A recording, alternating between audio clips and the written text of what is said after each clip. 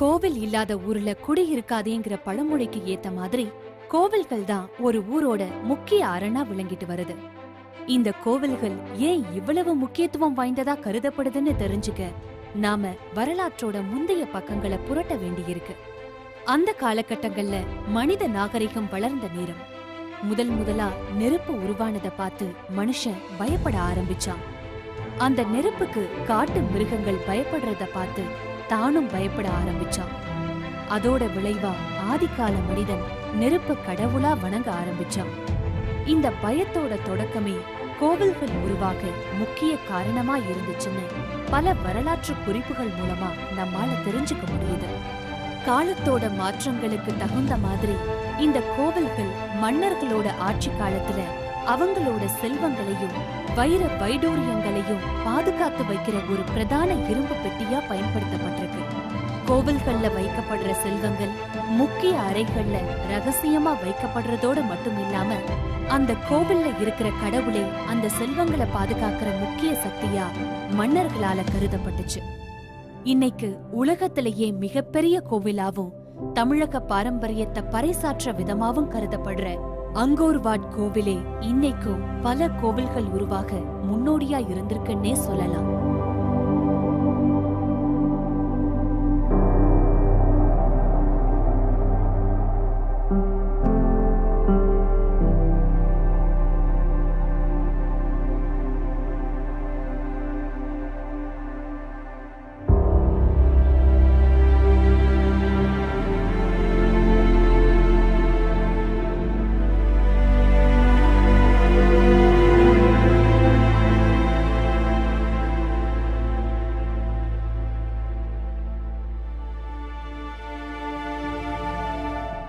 இன்னைக்கு தமிழ்நாட்டுல ஊருக்கு பல கோவில்கள் இருந்தாலும் ஒரு சில கோவில்கள் மட்டுமே ரொம்பவும் பிரபலமாவும் சக்தி வாய்ந்த ஸ்தலமாவும் கருதப்படுது.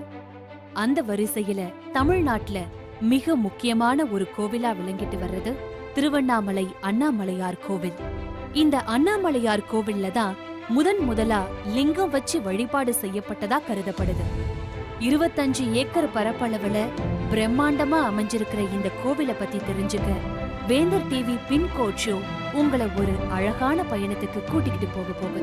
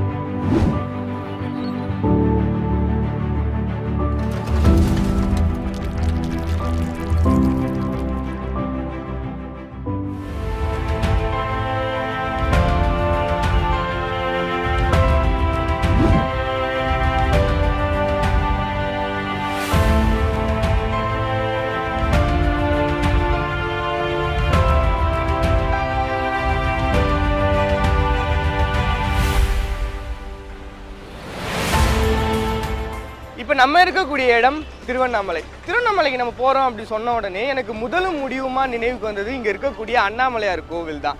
இன்னைக்கு புகழ்பெற்று விளங்கக்கூடிய இந்த அண்ணாமலையார் கோவில் மிக பழமையானது ஒன்று அப்படின்றது நம்ம எல்லாருக்குமே தெரிஞ்சது தான். கிட்டத்தட்ட கிமு 1ஆம் நூற்றாண்டிலேயே இந்த திருவண்ணாமலையில் மக்கள் நகரம் அமைத்து வாழ்ந்திருக்காங்க அப்படின்றது ஒரு சிறப்பான ஒரு விஷயமா பார்க்கப்படுது.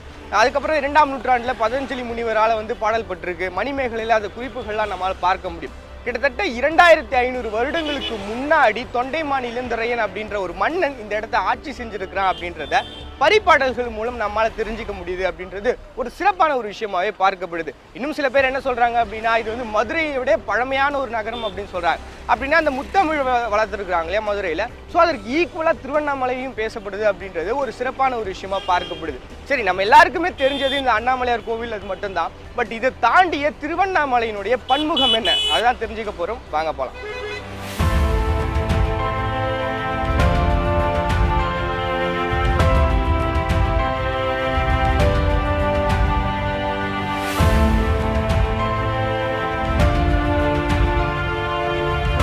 பார்க்கவே பிரம்மாண்டமா இருக்குல்ல. திருவண்ணாமலையினுடைய வரலாறை இந்த அண்ணாமலையார் கோவிலை தவிர்த்து நம்மளால் சொல்லவே முடியாது. ஏன்னா இன்றைக்கும் திருவண்ணாமலை அப்படின்னு சொன்னால் இந்த திருவண்ணாமலையினுடைய கோவில் தான் நமக்கு நினைவுக்கே வரும். உலகம் முழுக்க இருக்கக்கூடிய அத்தனை சிவபக்தர்களுக்குமே ஒரு முக்கியமான கோவிலாக இருக்கிறதுக்கு காரணம் பார்த்தீங்கன்னா இது ஒரு அக்னி தலம் அப்படிங்கிறதுனால தான். அதுபோல் இந்த இடத்தினுடைய சிறப்பான விஷயம் என்ன அப்படின்னு பார்த்தீங்கன்னா, பொதுவாகவே என்ன சொல்லுவாங்க அப்படின்னா காசியில் இறக்குறது முக்தி அப்படின்னு சொல்லுவாங்க, திருவாரூரில் பிறக்கிறது முக்தி அப்படின்வாங்க. அதே போல் இந்த திருவண்ணாமலை கோவிலை நினைச்சாலே நமக்கு முக்தி அப்படின்னு சொல்லுவாங்க. அந்த அளவிற்கு ஒரு சிறப்பான ஒரு விஷயமா இதை பேசப்படுது. இந்த கோவிலினுடைய இன்னொரு விஷயம் என்ன பார்த்தீங்கன்னா, தலப்புராணமாக என்ன சொல்கிறாங்க அப்படின்னா, பொதுவாகவே இது எல்லாருக்குமே ஆணவம் இருக்கும். என்னைக்கு அந்த ஆணவம் அழிக்கப்படுதோ அப்போ தான் நம்ம பெரிய ஆள் ஆகும் அப்படின்னு சொல்லி பிரம்மாண்டமாக ரொம்ப அழகாக இருக்கு இல்லையா? அந்த கோபுரத்து மேலே சின்ன சின்ன பறவைகள் அப்படியே பறக்கிறத பார்க்கும்போது ஏதோ ஒரு அனிமேஷனில் கிரியேட் பண்ண மாதிரியான ஒரு விஷயமா இருக்குது. சூப்பராக இருக்குது இந்த ஃபீலு. பொதுவாகவே இந்த கோவில் இவ்வளவு சிறப்பான ஒரு விஷயமா இருக்கிறதுக்கு காரணம் உலகம் முழுக்க இருக்கக்கூடிய அத்தனை சிவபக்தர்களுமே இந்த கோவிலுக்கு வர்றது தான். அதற்கு காரணமே என்னன்னு பார்த்தீங்கன்னா, பஞ்சபூத தலங்களில் இது ஒரு முதன்மையாக பார்க்கப்படுது. இது ஒரு அக்னி தலமாக இருக்கிறதுனாலையும் இது ஒரு சிறப்பான விஷயமா இருக்குது. பொதுவாக எல்லாருக்குள்ளேயுமே ஒரு ஆணவம் இருக்குங்க. அந்த ஆணவம் எப்போ அழியுமோ அப்போ தான் பெரிய ஆள் ஆக முடியும் அப்படின்னு சொல்லுவாங்க இல்லையா? ஸோ அந்த மாதிரி கடவுள்களும் அதுக்கு விதிவிலக்கு இல்லை. பட் அவங்க பண்ணக்கூடிய அந்த திருவிளையாடல்களில் நமக்கு அந்த விஷயத்தை புரிய வைப்பாங்க. ஸோ அப்படி தான் பெருமாளுக்கும் பிரம்மாவுக்கும் ஒரு பெரிய ஆணவம் வந்துடுது, நான் தான் பெரிய ஆள் அப்படின்னு சொல்லிட்டு. ஸோ அதற்கு நம்மளுடைய சிவபெருமான் ஒரு அக்னி தூணாக இருந்து யார் பெரிய ஆள் நிரூபிக்க சொல்கிறாங்க. அப்போ என்ன பண்ணுறாரு, இவர் வராகமூர்த்தி அவதாரம் எடுத்து இவர் பாதத்தை பார்க்கறதுக்காக பெருமாள் கீழே போகிறாரு. இவர் அன்னப்பறவை மேலே ஏறிட்டு பிரம்மா மேல் நோக்கி போகிறாரு அவருடைய தலையை பார்க்குறது. பட் இரு பேராலையுமே பார்க்க முடியல அப்படிங்கிறதா ஒரு முக்கியமான விஷயமா இருக்குது. ஸோ இதை பற்றியான டீட்டெயிலான விஷயங்கள் என்ன அப்படின்னு நம்ம தொடர்ந்து பார்க்க போகிறோம். பொதுவாகவே காசியில் இறக்குறது முக்தி அப்படின்னு சொல்லுவோம், திருவாரூரில் பிறக்கிறது முக்தி சொல்லுவோம், திருவண்ணாமலையை நினைச்சாலே முக்தி. அப்படிப்பட்ட இந்த தளத்தில் தான் இருக்க. இன்னும் இந்த கோவிலுடைய சிறப்பான விஷயங்கள் என்னங்கிறத தொடர்ந்து பார்க்க போகிறோம். இந்த கோவிலுக்கு ஒவ்வொரு பௌர்ணமியும் லட்சக்கணக்கான மக்கள் வர்றாங்க. இங்க வர்ற ஒவ்வொரு மக்களோட ஒட்டுமொத்த நினைப்பும் இங்க இருக்கிற அண்ணாமலையார தரிசிக்கிறதா தான் இருக்கும். தமிழ்நாட்டோட வெவ்வேறு பகுதிகள்ல இருந்தும் இங்க மக்கள் வர்றதோட மட்டும் இல்லாம வெளிநாட்டுல இருந்தும் ஆயிரக்கணக்கில் மக்கள் வர்றதே இந்த கோவில்ல இருக்கிற அண்ணாமலையார தரிசிக்கிறதுக்கும் தன்னை பத்தின வாழ்க்கை ரகசியங்களை தெரிஞ்சுக்கிறதுக்கும் தான்னு சொல்லலாம். பொதுவா நம்ம தமிழ்நாட்டுல இருக்கிற பெரும்பாலான சைவ தலங்கள் ஒவ்வொன்றும் ஒரு தனித்துவமான சிறப்போட விளங்குறது நம்ம எல்லாருக்கும் தெரிஞ்சதுதான். அதுலயும் ஒரு சில கைவிட்டு எண்ணக்கூடிய கோவில்கள் மட்டுமே சித்தர்கள் அதிகமா வாழப்படுற பூமியா கருதப்படுது. பெரும்பாலும் ஹிந்து மக்களோட ஆன்மீக வழிபாட்டு முறைகள்ல பல வித்தியாசங்கள் இருந்தாலும் ஹிந்து கடவுளான சிவனுக்கு என்னைக்குமே தனி இடம்தான்னு சொல்லணும். இந்த சைவ தலமான சிவன் கோவில்கள் புனிதமானதா கருதப்பட்டாலும் இந்த கோவில்கள் கட்டப்பட்டிருக்கிற இடத்தை சுத்தி பெரும்பாலும் சுடுகாடு அல்லது இடுகாடு நிறைஞ்சதாவே கருதப்படுது. இன்னும் ஒரு சில சிவத்தலங்கள் மயான காட்டுக்கு நடுவுலயே கட்டப்பட்டிருக்குன்னே சொல்லலாம். அதுக்கு இந்த திருவண்ணாமலையார் கோவில் மிகச்சிறந்த எடுத்துக்காட்டா விளங்கிட்டு வருதுன்னே சொல்லலாம். இந்த திருவண்ணாமலையார் கோவிலை சுத்தி 14 கிலோமீட்டர் தூரம் வரைக்கும் கிரிவல பாதை அமைஞ்சிருக்கு. இங்க வர்ற ஆயிரக்கணக்கான மக்களோட ஒட்டுமொத்த எண்ணமும் இந்த கோவிலை சுத்தி அமைஞ்சிருக்கிற 14 கிலோமீட்டர் கிரிவல பாதையை நடந்து முடிக்கிறது தான். அது மட்டும் இல்லாம இந்த கிரிவல பாதையில இருக்கிற அஷ்டலிங்கங்களை தரிசிக்கிறது மூலமா தன்னோட வாழ்க்கையே மோட்சம் அடைகிறதா இங்க வர்ற மக்களால நம்பப்படுது. இந்த அஷ்டலிங்கங்களும் இடுகாடுகளுக்கு இடையில அமைஞ்சிருக்கிறது தான் சிறப்புன்னே சொல்லலாம். இது மட்டும் இல்லாம இந்த கிரிவல பாதையில பல சித்தர்களோட ஜீவ சமாதியும் அமைஞ்சிருக்கு. உதாரணமா ரமண மகரிஷி, சேஷாத்ரி சுவாமிகள், விசிறி சுவாமியார்னு இந்த சித்தர் சமாதிகளை கடந்து வந்தாதான் நம்மால அண்ணாமலையார் கோவில வந்தடைய முடியும். இந்த கோவில் அப்பர், சுந்தரர், சம்பந்தர், மாணிக்க வாசகர்னு 4வரால பாடப்பட்ட தலமா விளங்கிட்டு வருது. இந்த தலத்துல இருக்கிற மலை எல்லா யுகங்கள்லயும் அழியாததும் சிவனே மலையா அமைஞ்சிருக்கிறதா சிவ பக்தர்கள் எல்லாராலையும் நம்பப்படுது. இதனாலேயே இந்த திருவண்ணாமலையை நினைச்சாலே முக்தி கிடைக்குங்கிறது இங்க வர மக்கள் பலரோட நம்பிக்கையா இருக்கு.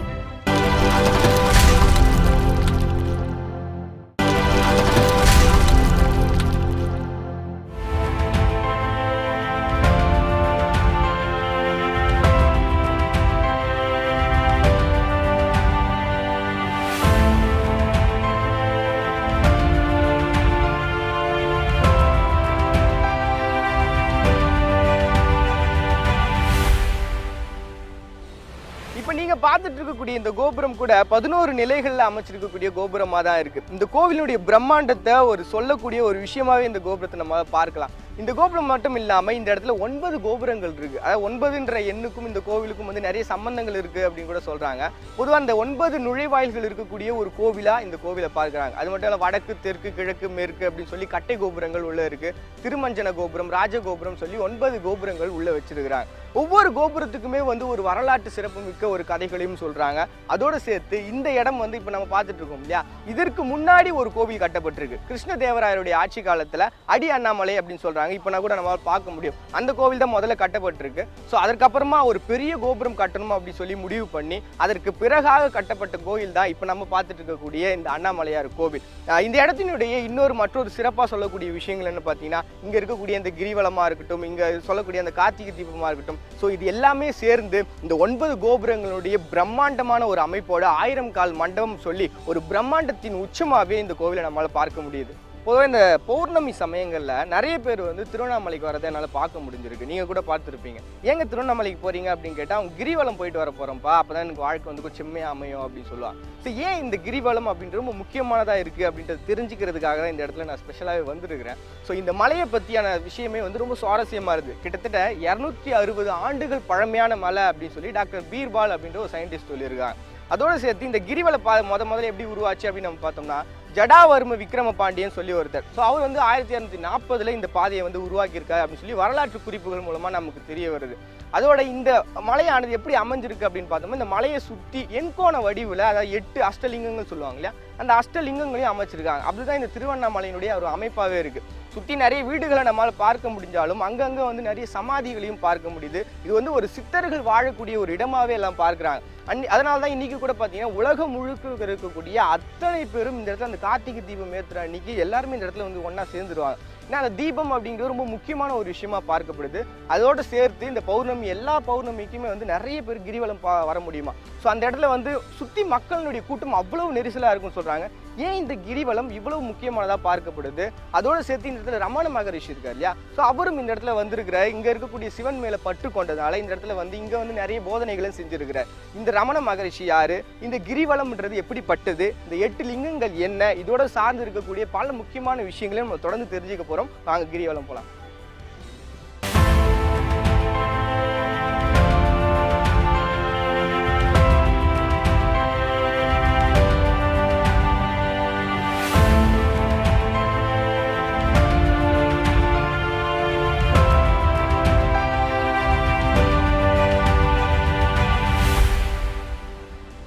அண்ணாமலை, அண்ணா அப்படின்னா நெருங்க முடியாது அப்படின்ற அர்த்தமா. இதனுடைய தல புராணமே அப்படிதான் அமைஞ்சிருக்கு. அப்படி பார்த்தோம்னா இந்த பிரம்மாவும் பெருமாளும் வந்து அடிமுடியை காண்றதுக்காக போவாங்க. கடைசியில் அவங்களால பார்க்கவே முடியாது. ஸோ அந்த அடிமுடியை நெருங்க முடியாததுனால தான் இதுக்கு அண்ணாமலை அப்படின்ற பெயரே உருவாகி இருக்கு.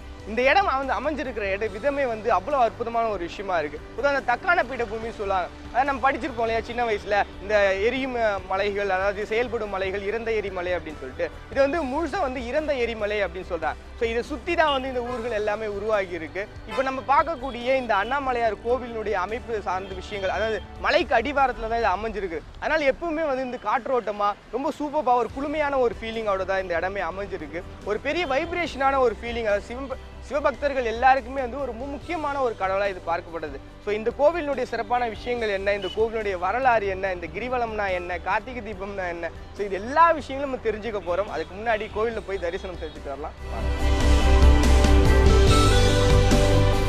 இந்த கோவிலோட தல வரலாறா பார்க்கப்படுறது, படைக்கும் கடவுள் பிரம்மாவுக்கும் காக்கும் கடவுள் திருமாலுக்கும் இடையே யார் பெரியவர்னு சண்டை இழவே இருவருக்கும் இடையில சிவன் ஒளிப்பிழம்பா தோன்றுறாரு. இந்த ஒளி பிழம்போட அடியையும் முடியையும் யார் முதல்ல பாக்குறாங்களோ அவங்களே பெரியவர்னு சிவபெருமான் கூற, அதன்படி திருமால் வராக அவதாரம் எடுத்து சிவனோட அடிய காண பூமியை கொடைஞ்சு சென்றும் அடிய காண முடியல. பிரம்மன் அன்னமாக அவதாரம் எடுத்தும் முடிய காண முடியல. இந்த நிலையில பிரம்மன் சிவனின் முடியை கண்டதாவும், அதுக்கு சாட்சியா பிரம்மன் கண்ட தாழம்பூவை திருமால் கிட்ட பொய் சொல்லி அனுப்பிடுறாரு பிரம்மன். இதை கண்ட திருமால் சிவனிடம் எள்ளி நகையாடுறாரு. இதனால் கோபம் கொண்ட சிவபெருமான் பிரம்மனுக்கும் தாழம்பூவுக்கும் விட்ட சாபம்தான் இன்னைக்கும் இந்த பூமியில பிரம்மனுக்கு தனி சன்னதி இல்லாம காட்சி அளிக்கிறதுக்கு காரணம். அது மட்டும் இல்லாம இன்னைக்கும் சிவனோட சன்னதியில தாழம்பூவை அபிஷேகத்துக்கு பயன்படுத்துறதில்ல. இதுவே இந்த அண்ணாமலையார் கோவிலோட ஸ்தல வரலாறா கூறப்படுது. இந்த சிறப்பான அண்ணாமலையார் கோவில்ல மலைவளம் வருதலுங்கிறது மிகவும் சிறப்பான ஒன்னா கருதப்படுது. ஏன் எல்லாரும் இந்த திருவண்ணாமலைய சுத்தி கிரிவலம் வர்றாங்க? கிரிவலம் வர்றதால என்ன சிறப்புங்கிறத பத்தி நாம தொடர்ந்து பார்க்கலாம். பிரம்மாண்டமான ஒரு கோவிலுங்க. உண்மையாவே கிட்டத்தட்ட 24 ஏக்கர்ல இந்த கோவில் அமைஞ்சிருக்கு. இதோட பிரம்மாண்டத்தை சொல்லணும் அப்படின்னா நான் சொல்றேன், நீங்களே ஜட்ஜ் பண்ணிங்க எப்படி இருக்கு அப்படின்னு சொல்லிட்டு. 6 பிரகாரம், 9 கோபுரங்கள், 306 மண்டபங்கள், 142 சந்நிதி, 22 பிள்ளையாறு, 1000 தூண்கள். சொல்றதுக்கே மூச்சு வாங்குதுல. அப்ப பாத்துக்கங்க எவ்வளவு பிரம்மாண்டமா இருக்குன்னு. கோயிலை விட்டு வெளியில வந்துட்டேன், பட் இதோட முடியல. இன்னும் 14 கிலோமீட்டர்ல இதனுடைய கிரிவல பாதையானது இருக்காம். ஸோ அதை நம்ம சுற்றி வர போகிறோம். அது மட்டும் இல்லாமல் அதில் வந்து 8 லிங்கங்கள் இருக்குது. அந்த 8 லிங்கங்கள் நம்ம வழிபட்டோம் அப்படின்னா உலகத்தில் இருக்கக்கூடிய அத்தனை லிங்கங்களையும் வழிபட்டதற்கான அமைப்பு கிடைக்கும் அப்படின்னு சொல்கிறாங்க. அது காரணம் என்னென்னு பார்த்தீங்கன்னா, அந்த 8 லிங்கங்களும் வந்து சிவன் வந்து நேரடியாக உருவானவங்களாம். ஸோ அதுதான் என்னுடைய சிறப்பு அப்படின்னு சொல்கிறாங்க. ஸோ முதல்ல இந்திரலிங்கத்தில் ஸ்டார்ட் ஆகி ஈசானி லிங்கத்தில் முடியும் அப்படி சொல்லியிருக்காங்க. வெளியில் வந்துட்டேன். ஸோ இங்கேருந்து முதல்ல இந்திரலிங்கத்தை பார்த்துட்டு அப்படியே தொடர்ந்து வேறு என்ன விஷயங்கள்லாம் இந்த கிரிவல பாதையில் இருக்குது அப்படின்றத பார்க்க போகிறேன். வாங்க போகலாம்.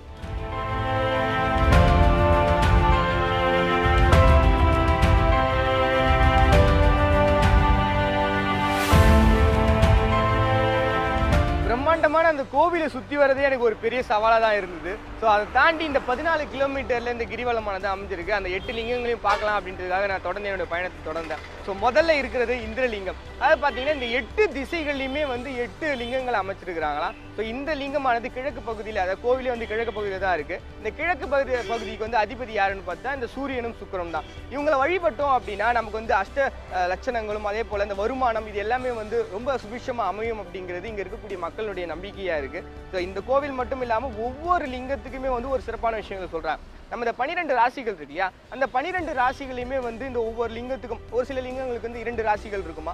ஸோ அப்படி அந்த லிங்கங்களை வழிபட்டோம், அந்த ராசிக்காரர்கள் வழிபட்டாங்கன்னா அவங்களுக்கு சிறப்பான புண்ணியங்கள் கிடைக்கும் அப்படின்னு சொல்லப்படுது. ஸோ இப்போ நான் முதல்ல வந்திருக்கிறது இந்திரலிங்கம். இதை தொடர்ந்து இன்னும் நிறைய லிங்கங்கள் நான் தொடர்ந்து பார்க்க போகிறேன். முதல்ல இந்த லிங்கத்தை போய் நம்ம தரிசனம் செய்யலாம் வாங்க.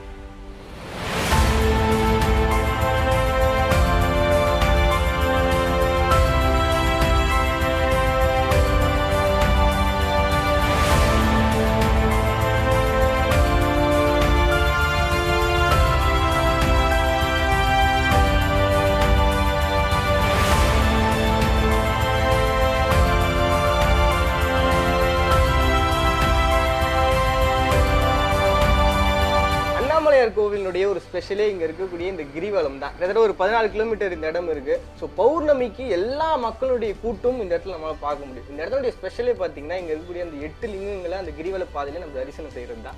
ஏன் இந்த 8 லிங்கங்கள் வந்துட்டு ஸோ இங்கே ரெண்டாவது நம்ம பார்த்துட்டு இருக்கக்கூடிய இந்த அக்னி லிங்கத்தில் அங்கே வந்து பூஜை செய்யக்கூடிய ஒருத்தர் நம்மோட இருக்காங்க. அவங்ககிட்ட நம்ம கேட்டு தெரிஞ்சுக்கலாம். வணக்கம், ஏன் உங்கள் பேர்? என் பேர் ராமசாமி. எத்தனை வருஷமா இந்த கோவிலுக்கு தொண்டு செஞ்சுட்டு இருக்கீங்க? 18 வருஷமா இருக்கு. ஓ சூப்பர்பியா. சரி, இன்னைக்கு இந்த கோவில் இருக்கு இல்லையா, இதெல்லாம் எப்படி உருவாச்சு, எதனால இந்த இடத்துல கிரிவலம்ன்றது இவ்வளோ ஃபேமஸாக இருக்குது? ஆனால் 8 லிங்கம் உருவாச்சு. அதை பற்றி ஒரு சின்ன சம்பவம் சொல்கிறேன். அண்ணாமலையார், அதாவது சிவபெருமான் வந்து கைலாலயத்தில் இருக்கும்போது விஷ்ணு திருமா 2 பேருக்கு சண்டை வந்தது. ஒருத்தர் அடைய போய்ப்பார், முடிய போய்ப்பார் அப்படின்னாரு. அதில் ஒருத்தர் வந்து தோல்வி ஆகிட்டார். அதனால் சிவபெருமானுக்கு நெற்றிக்கண்ணை திறந்தார். நெற்றிக்கண்ணை திறந்தோன்னா ஒரு பொறி வந்து பூமி அடி அண்ணாமலை அதில் வந்து உழுதுது.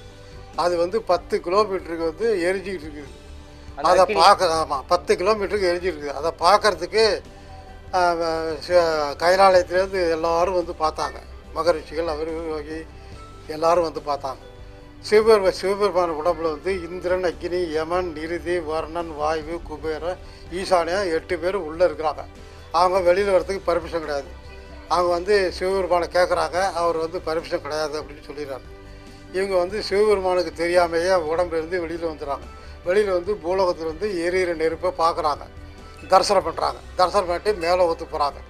மேலோகம் போகும்போது சிவபெருமான் வந்து தடுத்துறாரு. நீ வந்து என் உடம்புக்குள்ளே வரக்கூடாது போ அப்படின்றாரு.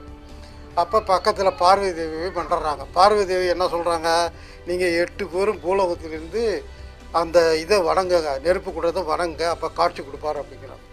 இவங்க பூலோகத்தில் வந்து இது 8 பேரும் பல ஆண்டாக சுற்றுறாங்க. அப்புறம் நெருப்பு மலையாச்சு, அப்புறம் பரகதமாகி தங்கமாகி அப்புறம் கல்மலையாச்சு. கல்மலை ஆகும்போது சிவபெருமான் வந்து நெற்றிக்கண்ணை திறக்கிறாரு. நெற்றிக்கண்ணு மலையில் வந்து ஜோதி தெரியுது. அப்போ இவங்க உட்கார்ந்த இடத்துல வந்து சுயம்பா லிங்கம் தோணுது. அந்த லிங்கத்தை தான் நம்ம வணங்கி எல்லாம் போகிறோம். இந்த 8 லிங்கத்தை வணங்குறதுனால முன் ஜென்ம தீராத வினைகள்லாம் பிரச்சனைகள்லாம் தீரும், நல்லபடியாக இருக்கும்.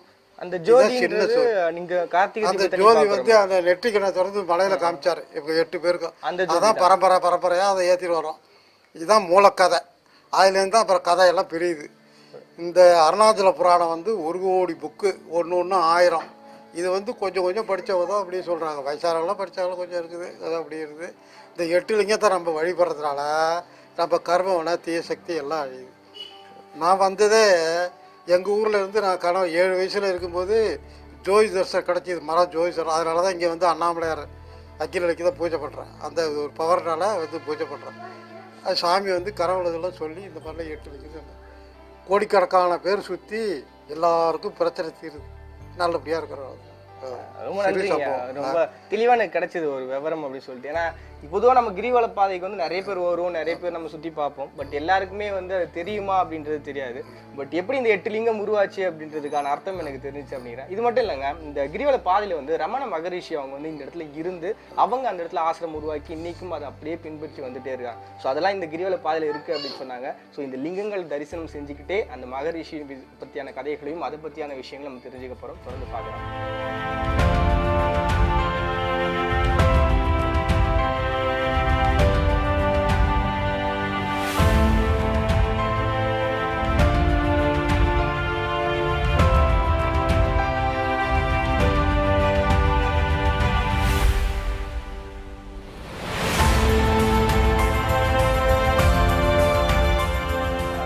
ஒரு பிளாங்கான ஒரு ஐடியா தான் இருந்தது. என்ன கிரிவல பாதை சுற்றுறது, அதாவது ஒரு மலையை சுற்றுறது, அப்போ வந்து சிவன் கோவிலை சுற்றுற மாதிரியான ஒரு ஐதீகம் தான் இருக்கும் அப்படின்னு நினச்சேன். பட் இந்த இடத்துக்கு வந்ததுக்கு அப்புறம் தெரிஞ்சுட்டு, அதாவது ஃபர்ஸ்ட் வந்து இந்திரலிங்கம் பார்த்தோம் இல்லையா, ஸோ அது அடுத்தது இருக்கிறது பார்த்தீங்கன்னா அக்னிலிங்கம் அப்படின்ட்டு. ஒவ்வொரு லிங்கத்துக்குமே வந்து ஒரு கணக்கு வச்சிருக்காங்க. அதாவது இந்திரலிங்கத்தை பொறுத்த வரைக்கும் அது ஒரு 2 ராசிகளினுடைய அந்த ராசியை சம்மந்தப்பட்டவங்க அந்த கோவிலை வணங்கினாங்கன்னா அவங்களுக்கு வந்து ஒரு பிரசித்தி பெற்ற ஒரு பலன் கிடைக்கும் அப்படின்றது அவங்களுடைய எண்ணமாக இருக்குது. அதாவது இங்கே இருக்கக்கூடிய இந்த அக்னிலிங்கத்தை பொறுத்த வரைக்கும் சிம்ம ராசிக்காரங்களுக்கு ரொம்ப உகந்ததா அப்படின்னு சொல்கிறாங்க. ஸோ இந்த மாதிரி ஒவ்வொரு லிங்கத்துக்கும் கணக்கு இருக்குது. இந்த 8 லிங்கங்களுக்கும் வந்து அந்த 12 ராசிகளுக்கும் அடங்கியது. ஸோ இப்படி இருக்கக்கூடிய இந்த லிங்கங்கள் எல்லாத்துக்கும் வந்து புகழ்பெற்ற விஷயம் என்ன அப்படின்னு பார்த்தோம்னா, இந்த 8 லிங்கங்களையும் நம்ம வழிபட்டோம் அப்படின்னா உலகத்தில் இருக்கக்கூடிய அத்தனை லிங்கங்களையும் வழிபட்டதற்கான பலன் நம்மளால் அடைய முடியும் அப்படின்னு சொல்கிறாங்க. ஸோ ரொம்ப ஒரு சிறப்பான ஒரு விஷயமா இருக்குது. எல்லாத்தையும் கேட்கும்போது உள்ளே இறங்கி ட்ராவல் பண்ணும்பொழுது தான் இதுக்கு பின்னாடி இவ்வளோ விஷயங்கள் இருக்கா அப்படின்றது நமக்கு தெரிய வருது. ஸோ இது மட்டும் இல்லாமல் இந்த கிரிவல பாதையை சுற்றி வேறு என்னென்ன விஷயங்கள்லாம் இருக்குது அப்படின்றத நான் தொடர்ந்து பார்க்கலாம்.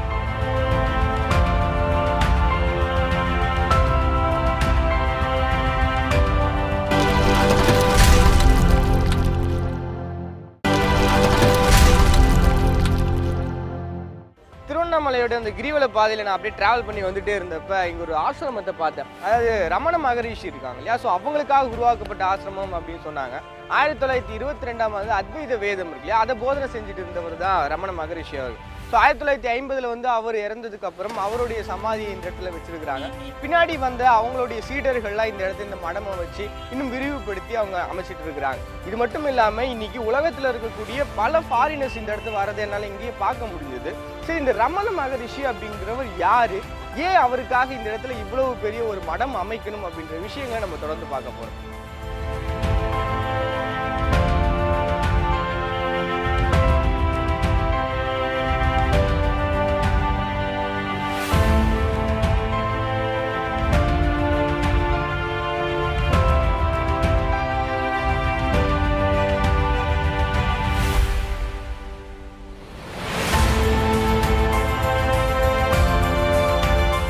ரமண மகரிஷி அவங்க திருவண்ணாமலையில வாழ்ந்து வந்துட்டு இருக்கிறாங்க பல வருடங்களா. 1922 அவங்களோட தாயார் அவர்கள் இறந்துடுறாங்க. ஸோ அதற்கு பிறகு இப்போ நம்ம பார்த்துட்டு இருக்கோம் இல்லையா, இந்த மடத்துல தான் தன்னுடைய போதனைகள் எல்லாமே மக்களுக்கு சொல்லிட்டு இருக்கிறார். ஸோ அப்படி இருக்கும்போது பிரிட்டன் நாட்டை சார்ந்த பால் பிரிட்டன் அப்படின்னு சொல்லி ஒருத்தர் இந்த இடத்துக்கு வராரு. இவருடைய அந்த வேதாந்த கருத்துக்களால் ஈர்க்கப்பட்டு அவர் புத்தகம் எழுதுறாரு. 1931 A Search in India அப்படின்னு சொல்லிட்டு ஒரு புத்தகம் எழுதுறாரு. ஸோ ஸோ அதற்கு பிறகு த சீக்ரெட் பாத் அப்படின்ற இன்னொரு புத்தகம் எழுதப்படுது 1934. இப்படி பால் பிரிட்டன் அவர்கள் எழுதிய அந்த புக்கினால மேல்நாட்டவர்கள் எல்லாருமே கவரப்பட்டு இந்த இடத்துக்கு வராங்க. இப்போ கூட நம்ம பார்த்தோம்னா தெரியும் நிறைய ஃபாரினர்ஸ் இந்த இடத்துல வந்து போறது அப்படிங்கிறது. ஸோ இது தாண்டி இன்னும் நிறைய விஷயங்கள் இருக்கு, அதெல்லாம் நம்ம தொடர்ந்து பார்க்க போறோம். பொதுவாவே சித்தர்கள் வாழுற இடத்துல சிவனும் சிவன் வாழுற இடத்துல சித்தர்களும் இருக்கிறது நம்ம எல்லாருக்கும் தெரிஞ்ச விஷயம்தான். இதனாலதான் இன்னைக்கும் தமிழ்நாட்டிலயும் சரி இந்தியாவோட பிற மாநிலங்கள்லயும் சரி சிவன் கோவில் இருக்கிற இடங்கள்ல எல்லாம் சித்தர் ஜீவ சமாதிகளும் நடமாடும் சித்தர்களும் இருக்கிறத இன்னைக்கும் நம்மால கண்கூடா பார்க்க முடியும். பெரும்பான்மையான சிவத்தலங்கள் சமாதிகள் நிறைஞ்ச இடுகாடுகளுக்கு மத்தியிலேயோ இல்ல சுடுகாடுகளுக்கு மத்தியிலேயோ அமைஞ்சிருக்கிறதோட ரகசியம் அழிக்கும் தொழில் செய்யும் கடவுளான சிவனோட உறைவிடம் இதுதான்னு இந்து மத தத்துவத்துல சொல்லப்படுறது மூலமா நம்மால தெரிஞ்சுக்க முடியுது. இதுக்கு திருவண்ணாமலையார் கோவில மிகச்சிறந்த உதாரணமா சொல்லலாம். இந்த அண்ணாமலையார் கோவில சுத்தி வரப்போ பல சித்தர்களோட ஜீவ சமாதிகளை நம்மால பார்க்க முடியும். அப்படி இருக்கிற சமாதிகள்ல மிக முக்கியமான ஒருத்தரா பார்க்கப்படுறது ரமணர் மகரிஷி சமாதிதான். இந்த ரமணர் மகரிஷி யாரு, ஏன் இந்த அண்ணாமலையார் கோவில்ல இவருக்கு இவ்வளவு சிறப்புங்கிறத பத்தி நாம தெரிஞ்சுக்கலாம் வாங்க. நாட்டுல ஒவ்வொரு காலகட்டத்திலையும் பல மகான்கள் ரிஷிகள் தோன்றிக்கிட்டு தான் இருக்காங்கன்னு சொல்லலாம். அப்படி தோன்றின இவங்க தான் வாழற காலத்துல இந்த மக்களுக்கு ஏதோ ஒரு நல்ல விஷயங்களை கத்து கொடுத்துட்டு தான் போறாங்க. அந்த வகையில நம்ம தமிழ்நாட்டுல 18ஆம் நூற்றாண்டுகள்ல வாழ்ந்து வந்த ரமண மகரிஷிய ஒரு நல்ல உதாரணமா சொல்லலாம். ரமண மகரிஷி கிபி 1879 விருதுநகர் மாவட்டம் திருச்சூழியில பிறந்த இவரோட இயற்பெயர் வெங்கடராமன். தன்னோட 17ஆம் வயசுல அவரோட சித்தப்பா வீட்டுல ஏற்பட்ட ஒரு சாவு இவரோட வாழ்க்கையில ஒரு திருப்பு முனையா அமைஞ்சதுன்னே சொல்லலாம். அந்த மரணம் தான் இவரோட வாழ்க்கையில நான் யாரு, இந்த உலகத்துல மரணிப்பது உடலா உயிராங்கிற ஆராய்ச்சியில இறங்கினதன் விளைவுதான் ரமணர் திருவண்ணாமலைக்கு பயணிக்க வச்சிருக்கு. இவரோட உபதேசங்கள் எல்லாமே உபநிடதங்கள் அத்வைத வேதாந்த நெறிகளை பிரதிபலிக்கிற விதத்துல அமைஞ்சிருக்கும். அத்வைதம் என்பதற்கு இரண்டற்ற நிலை என்பது பொருள். ஜீவன் என்பதும் இறைவன் என்பதும் ஒன்றுதான். இரண்டும் வேறு வேறு அல்ல. எல்லா உயிர்களுக்கும் பொதுவான ஆத்மா என்பதை விளக்கும் அர்த்தமே இது. கிபி 788 கிபி 820 காலகட்டங்கள்ல வாழ்ந்த ஆதிசங்கரர் தான் இந்த அத்வைத தத்துவத்தை தொகுத்து வச்சிருக்காரு. இது ஏட்ல மட்டுமே இருந்துச்சு. இதை இவரு யாருக்கும் உபதேசிக்கவோ பிரச்சாரம் செய்யவோ இல்ல. ஆதிசங்கரருக்கு பிறகு வந்த ராமகிருஷ்ண பரமஹம்சர், சுவாமி விவேகானந்தர், ரமண மகரிஷி எல்லாருமே அத்வைத வேதாந்தத்தை ஒட்டிய கருத்துக்களை தெளிவா மக்களுக்கு போதிச்சாங்க. அந்த அத்வைத கருத்தை பற்றி தெரியாமலேயே ரமண மகரிஷிக்கு இதனோட தத்துவம் விளங்கி இருக்குங்கிறதுதான் உண்மை. தன்னோட 17ஆம் வயசுல திருவண்ணாமலைக்கு வந்த ரமணர் தனக்கு ஒரு அமைதியான இடம் வேணும்னு முடிவு செஞ்சு தேர்ந்தெடுத்த இடம்தான் இப்போ நம்ம எல்லாரும் திருவண்ணாமலை கோயில்ல பாக்குற பாதாள லிங்கம். கிட்டத்தட்ட 28 நாட்களுக்கும் மேலா ஒரே இடத்துல உணவு நீர் எதுவுமே இல்லாம தியான நிலையில ரமணர் இருக்கவே அந்த பாதாள லிங்கத்தை சுத்தி அடர்ந்த செடிகளும் விஷ பூச்சிகளும் இருக்கிறத கூட பெரிதுபடுத்தாம தியானத்துல இருந்திருக்காரு ரமணர். அவரோட இந்த நிலை திருவண்ணாமலை முழுவதும் பரவ இவருக்கு முதல் ஆதரவு கொடுத்தது சேஷாத்ரி சுவாமிகள். அவரோட சிஷ்யர்களை விட்டு ரமணரை தியானத்துல இருந்து விடுவிக்கிறாரு சேஷாத்ரி மகரிஷி. அதன் பிறகு இந்த ரமணர் திருவண்ணாமலையில பல்வேறு இடங்கள்ல தியானம் செஞ்சு சுற்றி திரிகிறாரு. அப்படி இவர் தியானிச்ச பல இடங்களை இன்னைக்கும் இந்த திருவண்ணாமலையில நம்மால பார்க்க முடியும்.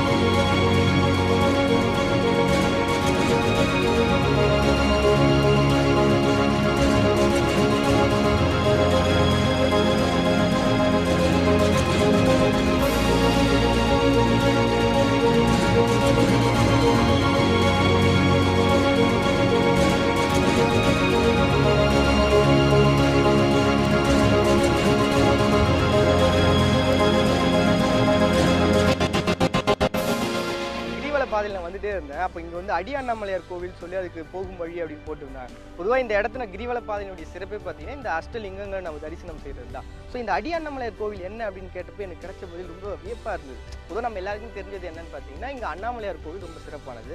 பட் அந்த கோவிலுக்கு முன்னாடி கட்டின கோவில் தான் இந்த அடி அண்ணாமலையார் கோவில். கிருஷ்ணதேவராயருடைய ஆட்சி காலத்தில் இதை கட்டியிருக்கிறாங்களா, இன்னும் முதன்மைக்குன்னு ஒரு மதிப்பு தனியாகவே இருக்கும் இல்லையா. ஸோ அப்படிப்பட்ட கோவில் தான் இது. ஸோ அந்த கோவில் வணங்குறதும் இந்த கோவில் வணங்குறதும் ஈக்குவல் அப்படின்னு சொன்னாங்க. ஸோ இந்த கோவில் போய் நான் பார்க்க போகிறேன்.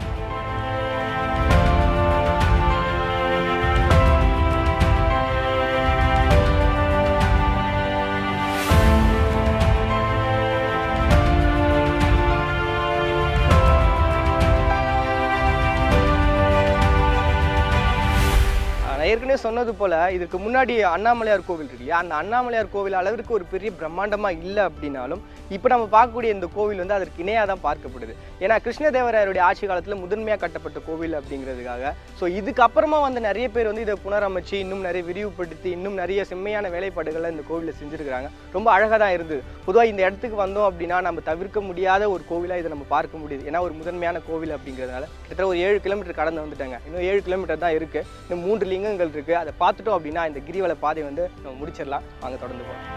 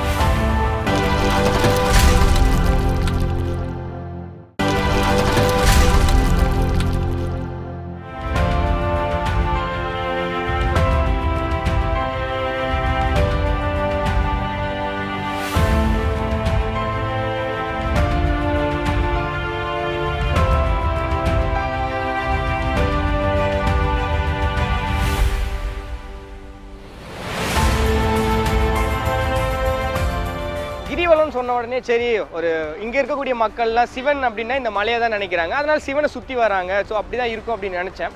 பட் என்னன்னு பார்த்தீங்கன்னா இந்த கிரிவல பாதையில இந்த லிங்கங்களை கடந்து நிறைய மடங்கள் இருந்தது, அன்னதான கூடங்கள் இருந்தது, அதை தாண்டி நிறைய கோவில்களும் இருந்தது.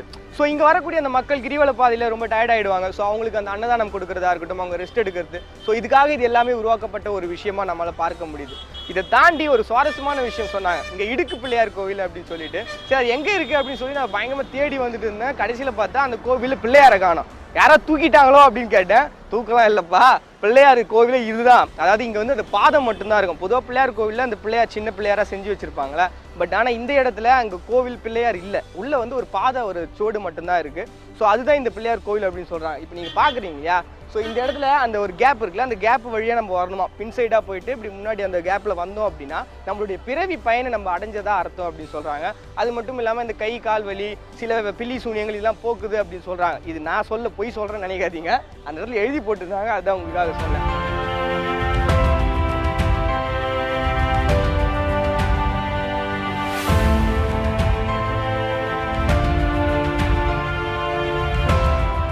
சக்ஸஸ்ஃபுல்லாக வந்துட்டாங்க வெளியில். என்னடா இது ஒரு பெரிய வீர சாகசம் மாதிரி பேசுகிறேன்னு நினைக்கிறீங்களா? உண்மையாகவே இங்கே வந்து பார்க்கும்போது நம்மளை அறியாமல் ஒரு சின்ன பதட்டம் உள்ள உருவாயிருதுங்க, அதுதான் உண்மை. ஏன்னு பார்த்தீங்கன்னா இந்த இடத்துக்கு உள்ளே இருக்கும்போது வெளியில் பார்க்கும்போது கொஞ்சம் பெரிய ஹோல் மாதிரி தெரியுது, பட் உள்ளே வரும்போது இந்த இடம் ரொம்ப சின்னதாக தெரியுதுயா. ஸோ அதனால் மாட்டிப்போமோ அப்படின்ற ஒரு சின்ன பதட்டம் இருக்குது. சரி ஓகே, இந்த கோவிலுடைய சிறப்பான விஷயத்தை நம்ம சொல்லி ஆகணும் இல்லையா. பொதுவாக அந்த இடைக்காடர்கள் அந்த காலகட்டத்தில் வாழ்ந்த சித்தர்கள் முனிவர்கள் எல்லாமே இந்த இடத்துக்கு வந்து வணங்கிட்டு போனதா ஒரு பெரிய வரலாறே இருக்குது. ஸோ அந்தளவிற்கு ஒரு பழைய ஒரு கோவில் அப்படின்னு சொல்கிறாங்க. பொதுவாக நம்ம வந்து பிள்ளையாரை வந்து உருவமாக பார்த்துருப்போம், பட் இந்த இடத்துல வெறும் பாதங்கள் மட்டும்தான் இந்த இடத்துல அடியில் இருக்குது. ஸோ இந்த இடத்துக்கு வரவங்களுக்கு இது வந்து ஒரு பிறவி புண்ணியமாக, ஒரு பிறவி பயணம் அடைகிறது அவங்களுடைய நம்பிக்கையாக இருக்குது. இந்த இடத்துக்கு வந்தது எனக்கு ரொம்ப சந்தோஷமாக இருக்குது. கிரிவலத்தை அன்னைக்கு, அதாவது பௌர்ணமி அன்னைக்கு இங்கே ஒரு பெரிய கூட்டமே நிற்குமா, லைனில் நிற்பாங்களாம் இதுக்காக. ஸோ இன்றைக்கி வந்தது எனக்கு ரொம்ப சந்தோஷமான விஷயமா இருக்குது. இதை தேடி இன்னும் நிறைய விஷயங்களை பார்க்க போகிறோம்.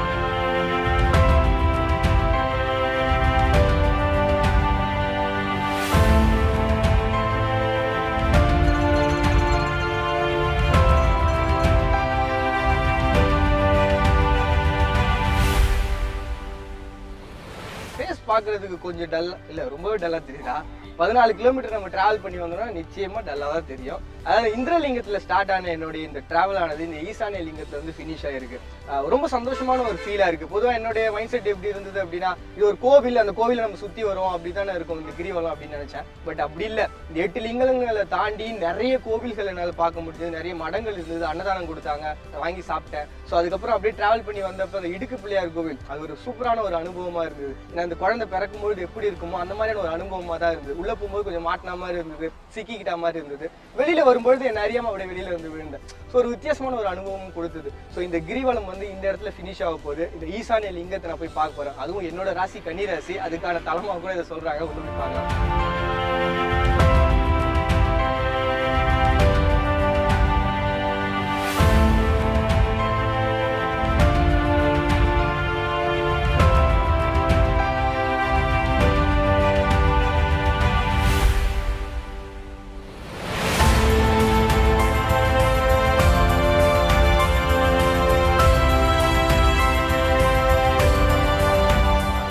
சொன்ன மாதிரி இது எனக்கான தலம் அப்படின்றது கன்னிராசிக்கு உரியவங்களுக்கான ஒரு தலமாக இருந்தது.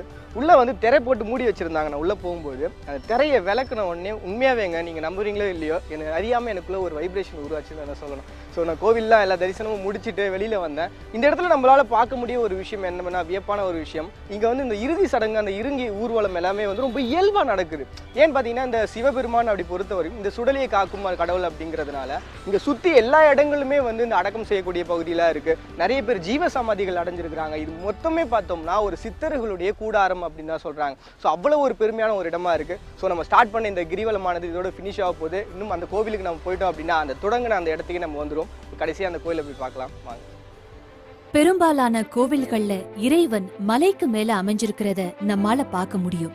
ஆனா இந்த திருவண்ணாமலையில மலையே கடவுளா காட்சி அளிக்கிறது ரொம்பவும் சிறப்பான ஒன்னா பார்க்கப்படுது. அதனாலேயே இங்க மலைவளம் வர்றது ஒரு முக்கியமான நிகழ்வா பார்க்கப்படுது. அருண்னா சூரியன், அசலம்னா கிரி அல்லது மலைன்னு அர்த்தம். சூரியனோட ஒளி புழம்பா சிவன் தோன்றின இந்த அண்ணாமலைய கிரிவலம் வந்தா சிவனையே சுத்தி வந்து வழிபடுறதா இங்க வர்ற லட்சக்கணக்கான மக்களோட நம்பிக்கையா பார்க்கப்படுது. அதனாலேயே ஒவ்வொரு பௌர்ணமியும் இங்க கிரிவலம் வர்றது ஒரு சிறப்பான விஷயமா எல்லாராலையும் பார்க்கப்படுது. அது மட்டும் இல்லாம இந்த கிரிவலம் வர்றது மூலமா சந்திரனோட ஒளி நம்ம மேல விழுறது மூலமா நமக்கு ஒரு விதமான பாசிட்டிவ் எனர்ஜி கிடைக்குதுன்னு ஒரு சில அறிவியல் ஆராய்ச்சியாளர்களோட கருத்தாவும் இருக்கு. எது எப்படியோ இந்த திருவண்ணாமலைய சுத்தி இருக்கிற சித்தர்களும் ஞானிகளும் மகரிஷிகளும் இந்த மலைய சுத்தியே வாழ்ந்துட்டு வராங்க.